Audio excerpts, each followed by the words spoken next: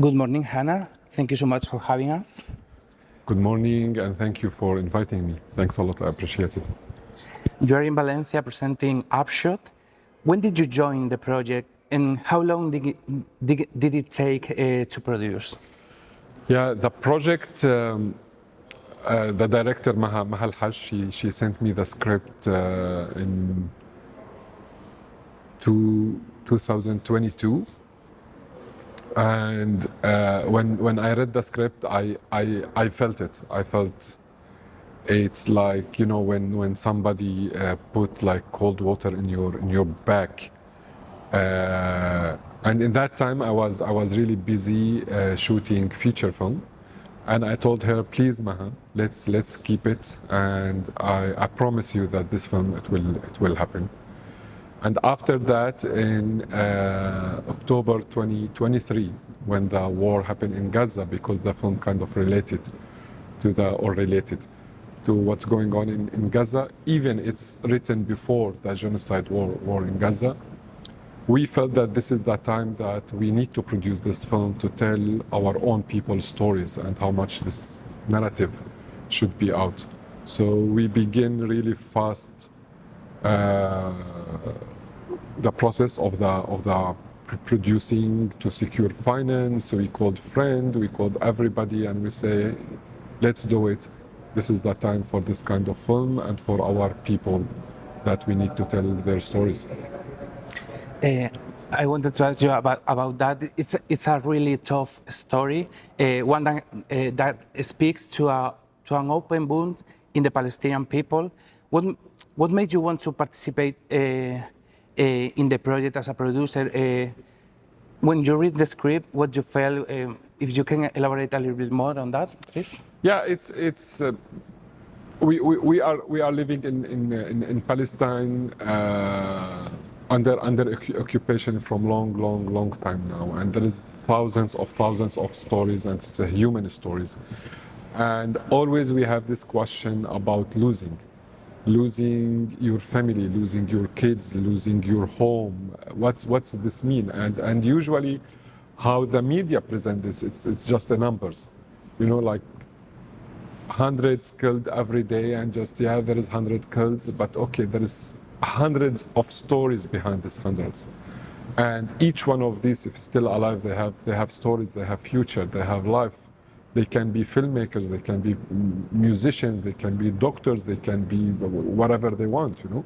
So while you are living in Palestine, always this question inside of you as a producer or as a storyteller or as someone who work in cinema and films, and I think films the perfect medium to present all these feelings to people to understand.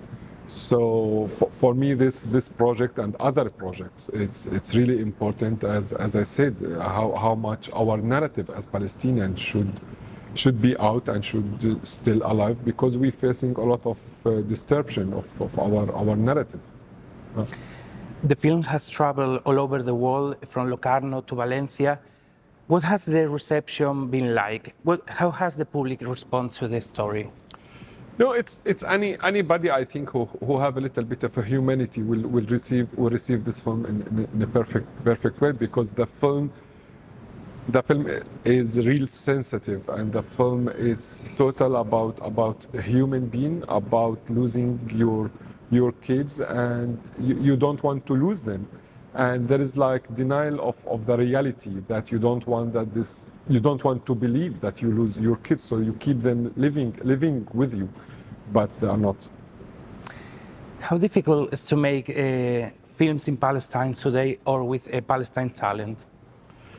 It's usually it's not that easy, especially we are living in a country that we don't have real infrastructure for production. We don't have a special fund for cinema, so most of the time we are related in co-production with different countries. So this take a lot of time to produce, and which make me sad, because there is a lot of stories that you can tell more and more, but you want to wait like 3-4 years to secure fund, and then you shoot, and then you finish the film, and then you begin the process from the beginning, which it can be more faster, and we can produce more. But this is the reality. But in the same time, there is a lot of Palestinian films all over the world, and in festivals like here in Valencia or in Cannes or Berlin or Venice. So because for us as Palestinians, this is kind of resistance. You presented your production company in Cannes this year. How is the process going, and what projects do you have in development? Yeah, now I have two feature film in development, and still we are in the process of secure fund and find partners for it. So I just were in Montpellier in Cinémate Film Festival for pitching there. So yeah, but as I said, it's not easy, and it's really difficult now. Especially there is a lot of cut on fund, especially when the story become on Palestine. There is more and more open eyes. Which word you want to say? What's your story, etc., etc. Because we are under, let's say, censorship, that to tell our stories in freedom, and to be as artists, just you want to tell your story without any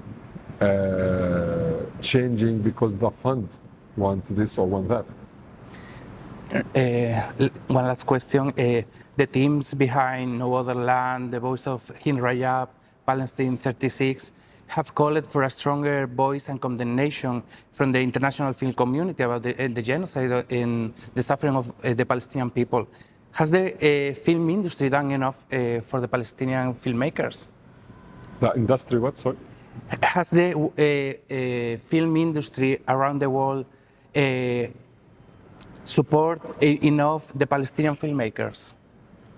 As I told you, kind of yes, but it takes a long time. So each film from the ones you mentioned now take years till they are out, which we believe, or we want, if there is like more support, that more films it will be produced. But we telling our stories as a human being, and people receive it very, very well, especially now during the genocide war in Gaza.